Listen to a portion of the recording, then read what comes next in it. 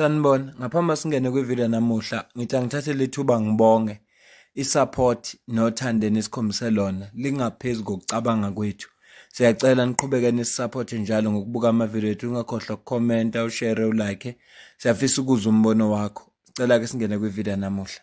Gauteng police have arrested a 49-year-old foreign national building caretaker in Newville following the recovery of unlicensed firearm and ammunition. The arrest was made on Friday, 19 December 2025, during a crime intelligence-driven operation conducted by Provincial Organized Crime Investigation Tracing Team in collaboration with the Anti-Gang Unit. The operation led officers to the building in George Street, where several floors were searched. During the operation, police recovered 2 pistols, a rifle, a hunting rifle, and ammunition. Preliminary investigation suggested that the firearms were allegedly intended to be transported to Zimbabwe. Suspect is expected to appear before the magistrate's court soon on charges relating to the possession of unlicensed firearm and ammunition. Police investigations are ongoing. Udaba lokudutshulwa nokubulawa kuka-DJ Warras kusivezela ukuthi labantu aba-hijack ama-building abadlali futhi bazimisele ukuthi basenze noma yini esemandleni abo ukulwa nalesine noma ubani ozobaphazamisa. Uyabona manje bathola ukhetheka okuyena umuntu obheka i-building leyo ukuthi abaqashi bakahle bashoda ngani, uma kunenkinga babikele yena.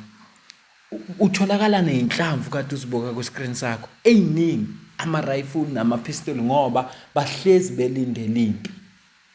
Siyabonga nje kwi-intelligence eshilo ukuthi no, umuntu oyinkinga la ukhetheka, hambani niye kuye njengoba kutholakala lezi nhlamvu. So lento izama ukukuvezela ukuthi lesihlava noma le nkinga esinayo la eSouth Africa yama-building hijackiwe serious kangakanani. UDr Mgcini Ntshwako osukwini la izolo noma kuThangi angisakhumbuli kahle, uphumile naye wohlasela enye ibuilding nakho afika kuthola. Ndeka nivule sisi. Anifuna uvule. Oh, ucima isibani. Yeza ke. Asingene on top. Ndeka nivule. Cela ngitshele umuntu ukuthi kuvule la ngaphandle. Zenovula la.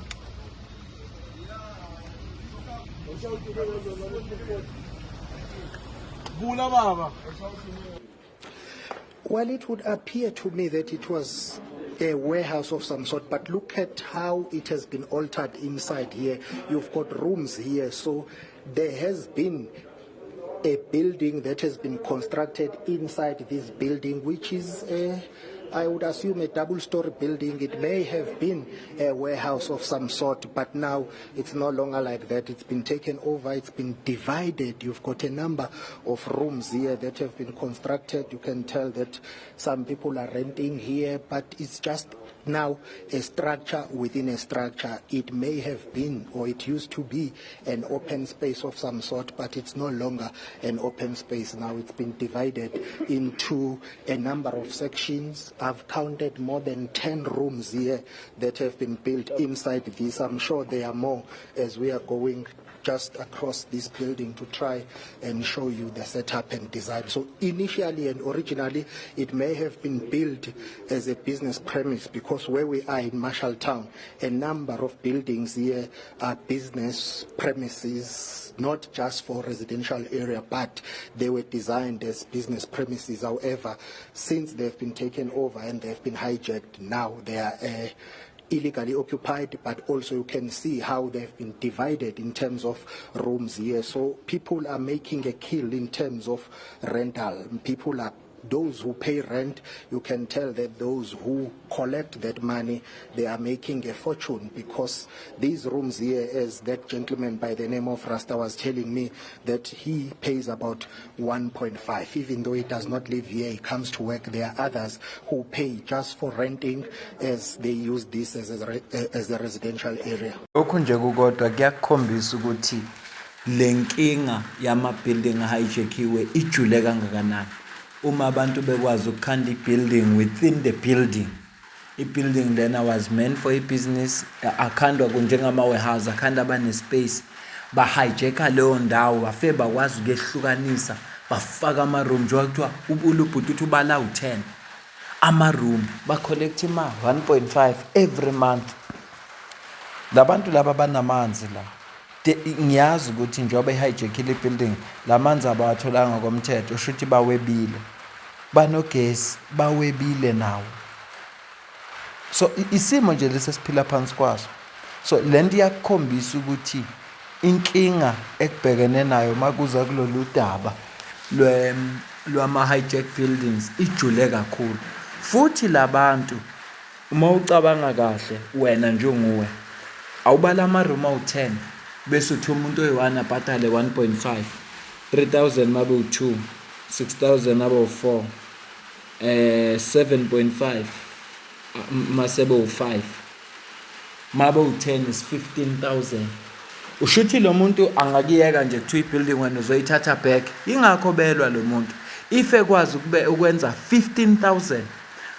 NgoLwesihlanu sikhulume kabanzi la ngikufakele khona ivideo kaMpota Gada esho ukuthi kunama-NGOs okuyibona mangathi uhulumeni ufuna uku-evicta labantu, ufuna ukubakhipha, azokwazi ukuthatha uhulumeni abase-court ngoba angabanye babantu ababhenefithayo.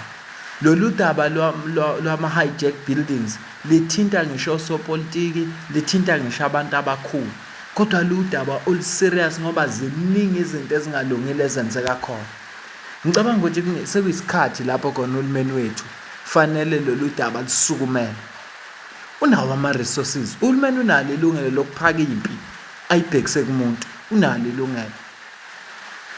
Sekufika isikhathi manje sokuthi uhulumeni wase-South Africa alisukumele lolu daba lwama-hijack buildings. Ngale kwalokho asizukuba na-country thina. Major breakthrough in the fight against illegal mining. On Thursday, a multidisciplinary team including JHB, DPCI, JMPD K9 and Benoni SAPS intercepted a vehicle on the Van Buren off-ramp following a high-stake observation. The details: the catch, a Toyota GR was found transporting illegal gold from HVH Gold to VC Traders. The violation: suspect had 0 permits, contravening Section 13 of the Precious Metal Act 37 of 2005. The value seized: gold is valued at approximately 300,000 rand. The 40-year-old suspect apprehended was arrested on the scene and detained at Bedford View SAPS. Excellent work done by the entire team for protecting our national resources. Ngisazokuphawula lutho mina ngoba siyazi sonke ukuthi illegal mining, hijack buildings nama-drugs mawuthinte zona uyahamba emhlabeni. Kodwa sincoma nje umsebenzi wamaphoyisa ukuthi bababambe labantu, bababophe. Nansi into esiyincomayo, kodwa nje kufanele kuthathe iy'nyathelo ey'nqala ney'qinile ukuze kwaze kuxazulula le nkinga. Mina nawe sidibane kwividiyo elandelayo. Ngiyabonga kakhulu.